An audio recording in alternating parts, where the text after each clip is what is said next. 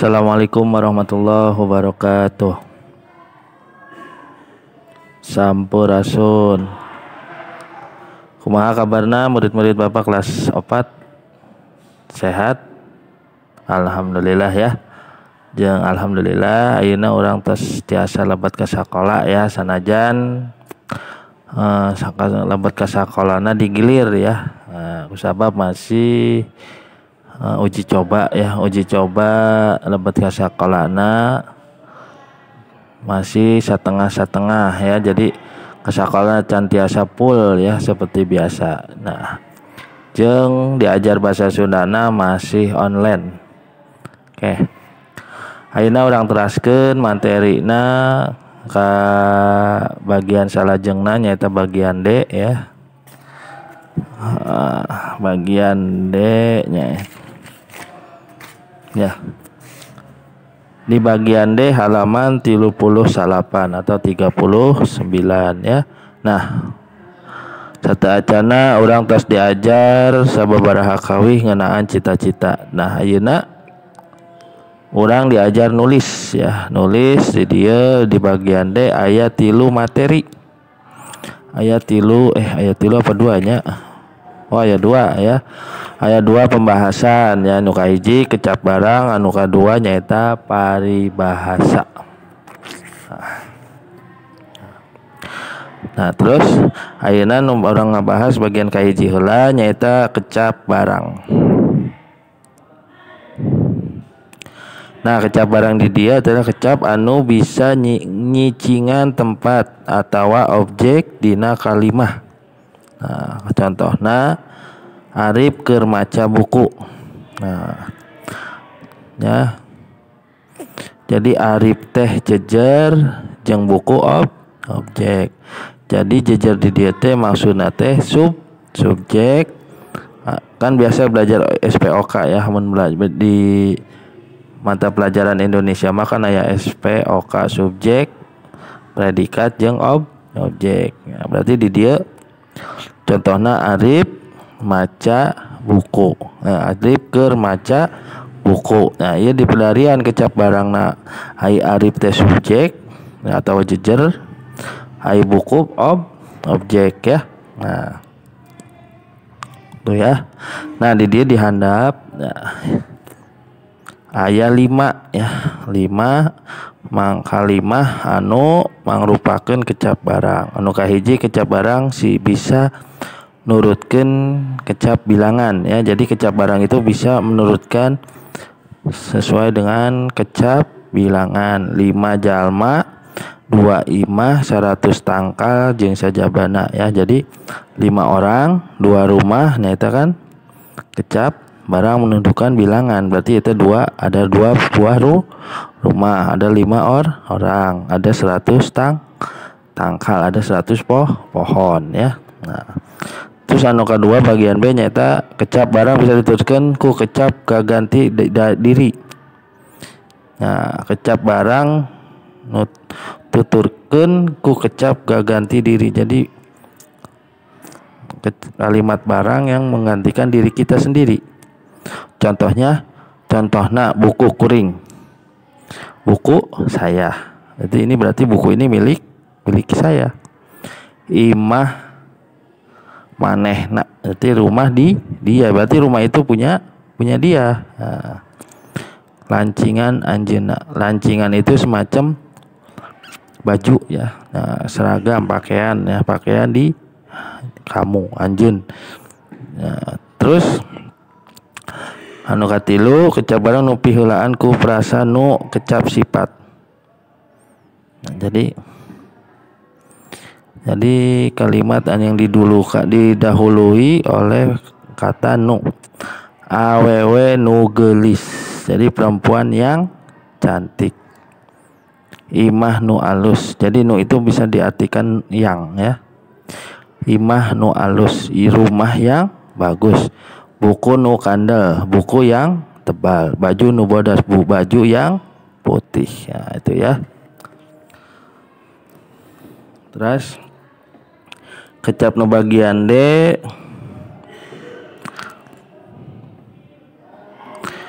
jadi kecap anu pihulan ku pangantet ya, penyambung ya. Nah misalkan di mobil, dina meja, kana sapeda, itu ya, jadi kalimat penyambung ya. Bagian E, nurutkeun hati, kecap barang teh nyaeta kecap anu nuduhkeun barang atawa ngaran nu dianggap barang ya. Jadi bagian T E mah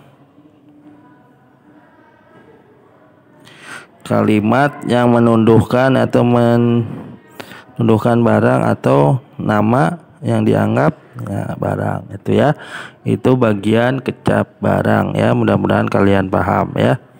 Ayeuna urang ka bagian 2. Di bagian 2 nya itu aya paribahasa. Nah, paribahasa ieu teh hatina sarua jeung ibarat upama biasana baku, dadaku jeung saterusna. Nah, paribahasa teh dibagi 3, kahiji laku hade, panyaram lampah salah ya, lampah salah jeung wawaran luang ya. Nah terus itu ya, jadi paribahasa itu dibagi 3 ya. Pertama pangjurung laku hade, itu yang pertama. Yang kedua panyaram lampah salah. Yang ketiga wawaran luang. Nah terus paribahasa bisa ditilik ya. Mana nih, paribahasa bisa ditilik tina rupa-rupa hal seperti tina gelarna, bahasa kabujangan, tarjamah tina bahasa asing, misalkan bahasa Jawa, Indonesia, Arab, Inggris, jeung tina sumber babanding. Nah, itu ya paribahasa. Nah, aya contoh paribahasa. Nah, ieu tah contohna adat kakurung ku iga. Nah, berarti itu adat kakurung ku iga artina teh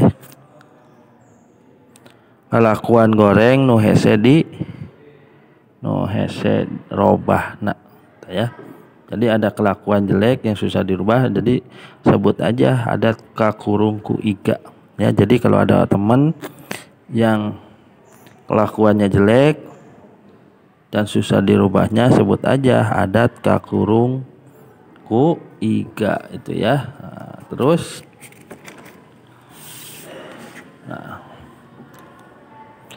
anu kadua bentik curug balas nunjuk ya, bentik curug balas nunjuk. Nah resep nitah kabatur bari sorangan kedul digawe. Nah itu ya. Nah ini bentik curug balas nunjuk teh artinya dia suka menyuruh ke orang tapi dia malas untuk bekerja ya. Anu diartikeun resep nitah kabatur bari sorangan kedul digawe. Anu katiluna bagian C, ngukur ka kujur nimbang ka badan. Ngukur karena kekayaan diri sorangan ya, itu jadi mengukur karena keadaan diri sendiri. Bagian D, lamun keyeng tentu perang, lamun leukeun digawe bakal aya hasilnya ya, itu ya. Jadi bagian D teh kalau kita rajin bekerja pasti akan ada hasilnya ya. Bagian E, ngaliarkeun ketales ateul. Ini artinya suka ngegosip, nguar-nguar kagorengan batur ya. Jadi bigos, biang gosip, jadi suka mengorek-korek kejelekan orang ya. Terus bagian F gindi pikir belang bayah. Sok iya jelmana sok goreng ka batur ya, sok suujon ya. Suujon wae naon teh suujon ya, enggak boleh ya. Nah, bagian G mipit kudu amit, ngalak kudu menta. Kudu bebeja heula kanu moga ya. Jadi kalau kita mau apa-apa, misalnya mau minta sesuatu harus bilang dulu ke yang punyanya. Bagian H, kacai jadi salewi, kadarat jadi salogak ya. H artinya hirup bebarengan sauyunan. Jadi hirup kita harus bebarengan ya. Nah bagian I merebutkan paisan kosong masiniskeun pasoalan anu teu aya hatina ya. Nah no J nektek curug dina pingping. Nah ini nektek curug dina pingping teh artinya nyaritakeun kagorengan dulu saudara. Jadi menceritakan kejelekan saudaranya sendiri ya. Tuh ya materi hari ini tugasnya halaman 40 bagian pancian mandiri ya. Pek jieun contoh kalimat tina sababaraha kecap barang di handap ieu. Jadi kalian membuat kalimat dari 10 kata di sini ya. Kayak kecap di dieu didamel kalimat na ieu ya.